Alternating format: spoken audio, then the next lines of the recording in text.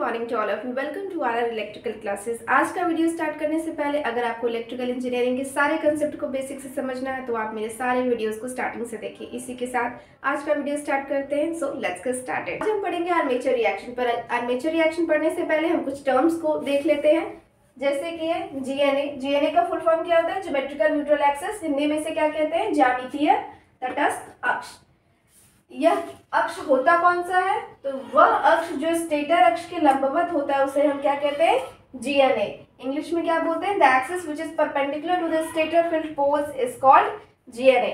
यहाँ पर हम देखते हैं डायग्राम में, देखिए ये है आपका स्टेटर पोल और ये भी है आपका स्टेटर पोल। तो क्या लिखा हुआ है? वह अक्ष जो स्टेटर अक्ष के लंबवत होता है। ये स्टेटर हो गया एक, स्टेटर नॉर्थ, और ये हो गया साउथ। ठीक है, ये स्टेटर पर ही पोल होता है। इस अक्ष के, ये हो गया आपका इसका अक्ष, इस अक्ष के जो क्या होगा? लंबवत होगा। ये लंबवत मतलब परपेंडिकुलर, जो 90 डिग्री का कोण बनाएगा। The axis which is perpendicular to the stator field poles. ठीक है, तो इसको हम क्या कहेंगे? इसको हम कहेंगे GNA, ज्योमेट्रिकल न्यूट्रल एक्सिस। अब उसके बाद क्या है लिखा हुआ है? उसके बाद लिखा हुआ है MNA। MNA किसे कहते हैं? तो MNA का पहले फुल फॉर्म देख लेते हैं। MNA का फुल फॉर्म होता है मैग्नेटिक न्यूट्रल एक्सिस। हिंदी में से क्या कहते हैं? चुंबकीय तटस्थ अक्ष। यह होता क्या है? तो आर्मेचर के केंद्र से गुजरने वाली फ्लक्स की औसत दिशा के लंबवत खींची गई अक्ष MNA कहलाती है। The axis which is perpendicular to the flux passing through the armature is called MNA। ठीक है, इसको भी देख लेते हैं। ये क्या है? आर्मेचर का है। यहाँ पर अगर हम दोबारा डायग्राम बनाएं तो ये आपका बन गया नॉर्थ पोल और ये बन गया साउथ पोल। इसके इन दोनों के बीच में ही आपका आर्मेचर होता है। लिखा क्या गया है? आर्मेचर के केंद्र से गुजरने वाली फ्लक्स। फ्लक्स कहाँ से गुजरता है? नॉर्थ से साउथ की ओर, इस डायरेक्शन में। तो ये आर्मेचर से होते हुए ही गुजरेगा। ठीक है, बीच में आपका क्या है? आर्मेचर है। ये आर्मेचर से होते हुए नॉर्थ से साउथ गुजर रहा है। गुजरने वाली फ्लक्स की औसत दिशा की लंबवत खींची गई अक्ष। ये औसत दिशा इसका क्या है? ये है। इसके लंबवत, इसका लंबवत क्या हो गया? ये हो गया ये एक्सिस। ये क्या कहलाया गया? MNA, magnetic neutral axis. एक और भी इसका डिफिनेशन है, the axis along which no EMF is induced. कहने का मतलब वो एक्सिस जिसके अलोंग EMF नहीं बनता है। इसके प्रीवियस वीडियो में आपने देखा था कि जब टर्न क्या था? 90 डिग्री था, किससे? फ्लक्स से। तब क्या EMF नहीं बना था? तो ये यही पोजीशन था टर्न का। तो MNA क्या हो गया?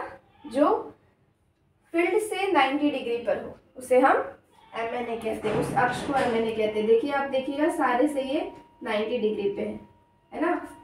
आपको इस वाले डायग्राम में ऐसा लग रहा होगा कि GNA जो है वही MNA है, पर आप आर्मेचर रिएक्शन में आगे पढ़ोगे कि ये डिफर करता है। ठीक है, दोनों, ऐसा नहीं है कि जो GNA है वही MNA हो जाएगा। अब हम आर्मेचर रिएक्शन समझते हैं। आर्मेचर रिएक्शन को हिंदी में कहते हैं आर्मेचर प्रतिक्रिया। एक जनरेटर के मुख्य ध्रुवों के नीचे फ्लक्स के वितरण पर आर्मेचर की धारा द्वारा उत्पन्न चुंबकीय क्षेत्र का प्रभाव आर्मेचर प्रतिक्रिया कहलाता है। इंग्लिश में से क्या कहते हैं? Effect of magnetic field set up by armature current on the distribution of flux under the main pole is called armature reaction. इसके कहने का मतलब क्या है? जो मुख्य ध्रुव है उसके नीचे, यानी यहाँ पर, ठीक है, ये नॉर्थ और साउथ पोल यही मेन ध्रुव है।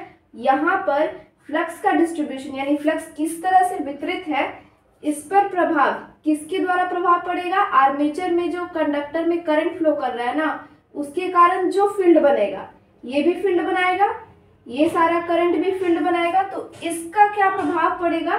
इसके फील्ड पर, मेन फील्ड पर। उसी को हम आर्मेचर रिएक्शन कहते हैं। देखिए, अगर हम इस डायग्राम से समझे तो इस डायग्राम में हम सिर्फ एक वाइंडिंग को दिखाए हैं। ठीक है, तो इस वाइंडिंग में अगर ये नॉर्थ पोल है और ये साउथ पोल है, तो नॉर्थ पोल के इन्फ्लुएंस में जो अगर, और ये क्लॉकवाइज घूम रहा है, तो नॉर्थ पोल में करंट इनवर्ड जाता है और साउथ पोल में बाहर आता है। फ्लेमिंग्स राइट हैंड रूल के अनुसार आप पहले ही पढ़ चुके हो। और हम लोग करंट जो अंदर जाता है उसको क्रॉस से और जो बाहर आता है उसको डॉट से रिप्रेजेंट करते हैं, ये हम लोग पढ़ चुके थे। तो इस डायग्राम को हम इस तरीके से भी अब बना सकते हैं। ये हो गया पोल, नॉर्थ और साउथ, ये नॉर्थ और ये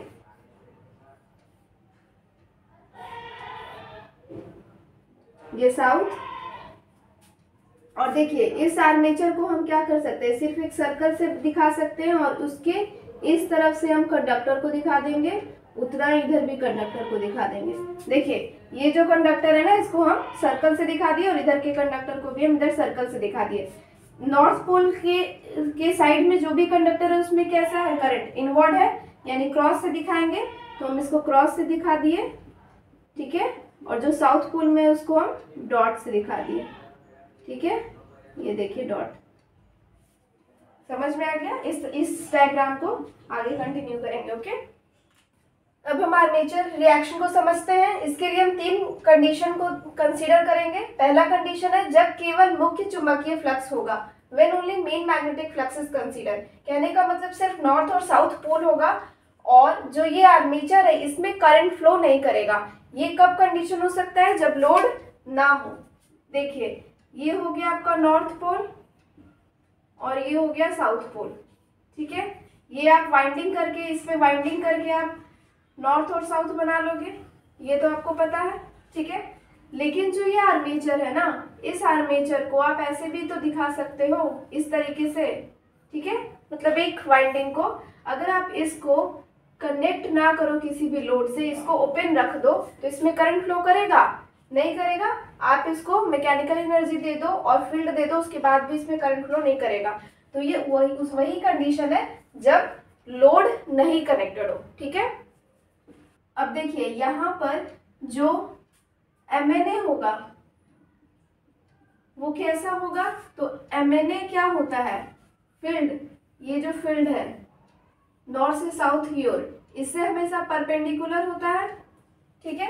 तो MNA क्या हो जाएगा, यहाँ पे इस डायरेक्शन में हो जाएगा MNA। और यहीं पे अगर हम GNA देखेंगे तब क्या होगा, तो देखिए GNA क्या होता है, जो आपका 2 ध्रुव है वो दोनों ध्रुवों के जो केंद्र से रेखा गई है उससे लंबवत, यही हो जाएगा आपका GNA भी, ठीक है। जो आपका MNA है ये कब होगा, जब फ्लक्स लेंगे फील्ड के द्वारा, तब GNA और MNA क्या होगा, एक ही अक्ष पर होगा, ठीक है। अब दूसरा हम कंडीशन लेते हैं जब केवल आर्मेचर धारा होगा, ठीक है। When only armature current is consider. कहने का मतलब नॉर्थ और साउथ जो पोल है ना, इसको हम क्या किए हैं, इसको हम सप्लाई नहीं दिए हैं, इस पे जो वाइंडिंग किया गया था उसको हम सप्लाई नहीं दिए हैं, और सिर्फ हम आर्मेचर में जो करंट फ्लो कर रहा है उसको कंसीडर कर रहे हैं, ठीक है। ऐसा जल्दी होता नहीं है, बस ये कंसीडर किया जाता है ताकि आर्मेचर रिएक्शन अच्छे से समझ में आ सके। देखिए इस कंडीशन में क्या होगा, आपको पता है कि नॉर्थ पोल में जो करंट का डायरेक्शन होता है वो क्या होता है, क्रॉस, और जो साउथ पोल में होता है वो क्या होता है, डॉट। यानी ये इनवर्ड जाता है और ये आउटवर्ड जाता है, ठीक है। तो हम यहाँ पे क्रॉस करेंगे, ये सारे कंडक्टर को दिखाएंगे कि इसमें जो करंट है वो क्रॉस है और इसमें जो है वो डॉट है, ठीक है। अब यहाँ पर हम देखेंगे कि GNA क्या होता है, तो GNA जो होता है वो हमेशा स्टेटर पोल के परपेंडिकुलर होता है। कहने का मतलब कि इसका भी डायरेक्शन क्या, GNA का यही रह जाएगा, क्योंकि स्टेटर तो आपका इसी तरीके से है, ठीक है। अब उसके बाद यहाँ पे अगर हम देखें कि MNA क्या होगा, आर्मेचर में जो करंट फ्लो करता है उसके कारण जो फील्ड बनता है उसके लंबवत होता है हमेशा MNA। तो ये आर्मेचर में जो करंट फ्लो कर रहा है, देखिए डॉट से निकल रहा है, क्रॉस में जा रहा है, तो यहाँ से सारा करंट निकल रहा है और इसमें जा रहा है, तो फील्ड क्या हो जाएगा, downward, right hand thumb rule के अनुसार। देखिए तो फील्ड का डायरेक्शन डाउनवर्ड, ये इस तरीके से फील्ड बनेगा,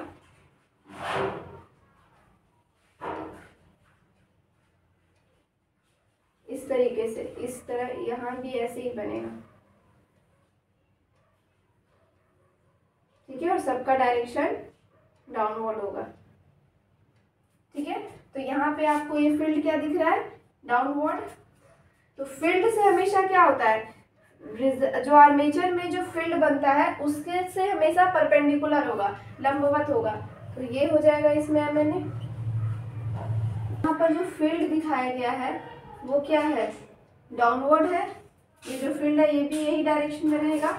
ये कौन सा फील्ड है, field due to armature current, armature current के द्वारा जो फील्ड बन रहा है वो है, ठीक है।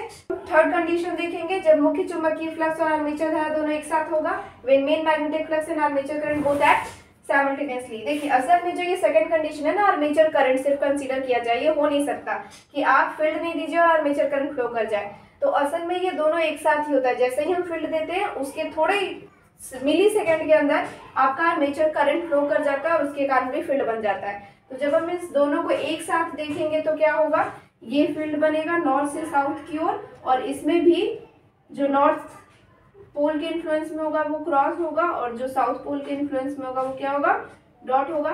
तो इसके कारण क्या होगा फील्ड, इसके कारण फील्ड जो होगा वो फाई एफ होगा, ठीक है, इस डायरेक्शन में। और इस जब ये कंसीडर किए थे तब फील्ड का डायरेक्शन क्या था, तब डाउनवर्ड था, फाई ए। ये आर्मेचर करंट जब फ्लो किया था तब का फील्ड है।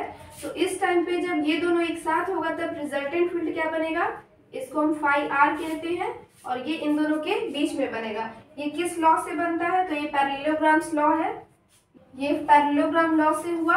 और अगर हम इसी को देखें तो होता क्या है, देखिए जब यहाँ से स्टेटर से फील्ड जाता है नॉर्थ से साउथ की ओर, तो स्टेटर में तो वो सीधा सीधा जाता है जैसा दिख रहा है, ठीक है, स्टेटर में सीधा रहता है। पर जैसे ही वो आर्मेचर के इन्फ्लुएंस में आता है तो आर्मेचर करंट के द्वारा जो फील्ड बना है वो क्या करता है, इसको इसके फील्ड को टेढ़ा कर देता है।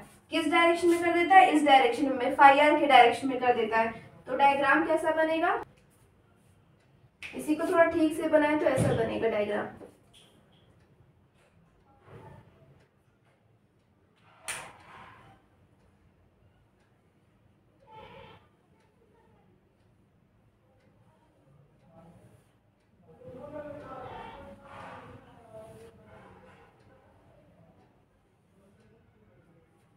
ठीक है, इसमें क्या हो रहा है, डायरेक्शन मुड़ रहा है, यहाँ पे फील्ड जो है सीधा है बिल्कुल, यहाँ भी सीधा चला गया,